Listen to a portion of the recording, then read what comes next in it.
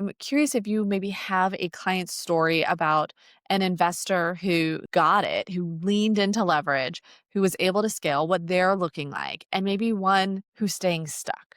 Yeah. So, when we first got started, there was an investor that comes to mind who was new to real estate investing. They had kind of been lurking on different real estate investor forums, and they came to one of the meetups that your team hosted in Chattanooga. And I was speaking to them and told them about how we were doing this private money lending. And they had some doubts. They had been burned by debt before. They were actually in a lot of credit card and student loan debt and kind of hesitant, like, well, I'll start real estate investing when I get all the debt paid off. And I was like, there's definitely some benefits to that philosophy. However, if you want to really get the debt paid off quickly, earning more money can do that and accelerate that. And how you can earn more money is by getting in and doing good flips. And so I kind of walked him through what it looks like by leveraging our funding, where he was able to just put a little bit down payment, like 5% of the purchase price, and then have all the other costs covered for doing the renovation. And started out with one, had successful, made some money. He started paying down his debt. And then after several of those, he's doing it full time now. He was able to get enough money in just 1 year of working full time doing flips and using us exclusively for his financing. So he knew he had a solid partner. He could just go in, make an offer on a deal, and knew he had the money to back him up and it wouldn't say no at the last minute for some reason. And he was able to get all out of debt, clear that money, and have an income that is higher than anyone in his family has ever had. It's just a huge transformation for their family. Now, I know we've also had an investor who did the goal was to do a bird, ended up becoming a flip.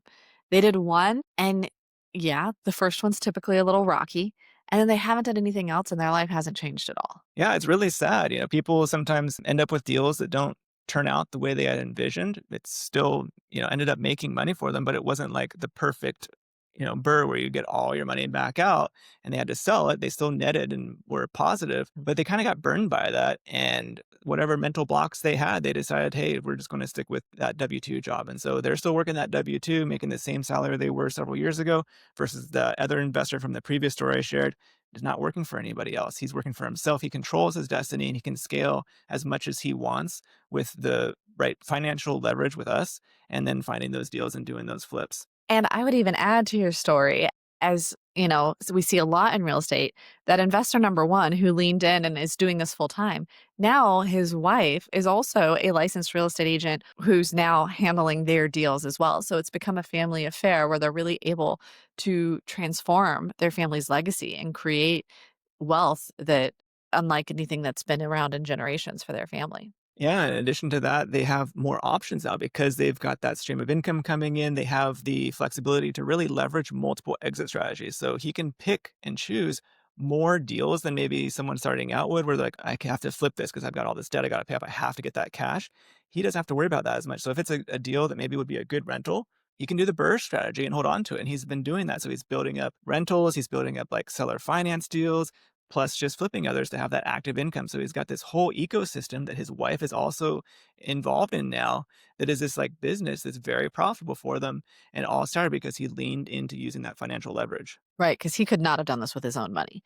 And I think that's a good point too, guys. I have found, and it's not just me, this is another example of it, but we often don't get out of our comfort zone and do things that are going to be new and challenging unless we have to, right? Unless we don't have another choice. Really. And in this situation, this gentleman, he didn't have his own funds. He had to use borrowed money. And yet, because he was in that tough spot and he made the decision to do it and to get out of his comfort zone, it's been transformational. I know for me, when I share my story about getting started with virtual assistants, it's that same thing. I was in a situation where we'd moved to a new area. I was restarting my real estate business. I had 3 kids, ages 5 and under. And it was like, if I wanted my business to be what I needed to get out of my comfort zone and bring on a virtual assistant. Like, I would not have made that choice if I hadn't been in a tough position where there was another way to do it. I would have chosen the easier path. But it opened this whole world of virtual assistants that's changed our lives. The funny thing is, many of these people that I've spoken to who took the path of staying in the what they perceive to be the low risk, comfortable path of not leveraging and going out there and doing something new, they're actually far more uncomfortable than those that have worked with us and grown and scaled who now are very profitable, making lots of money. These other people are still like struggling there. If they're self-employed, their businesses are struggling, they're in debt, and they keep coming like, yeah, once I get this like debt paid off, I'll start doing the real estate investing. And it's like, Well, if you have a good strategy and the right financial partner, it doesn't have to be that way. You can start now and clean up the mess that you made doing the other strategies. Well, and like for my own, if I hadn't brought on a virtual assistant, I would still be a probably moderately successful solo real estate agent in Chattanooga. And I would need to keep doing that because I wouldn't have created a real estate team that was a saleable business that allowed us to now travel the world internationally full time as a family. So I'd say my story, like that little bit of getting out of a comfort zone, had like a 10x return in life.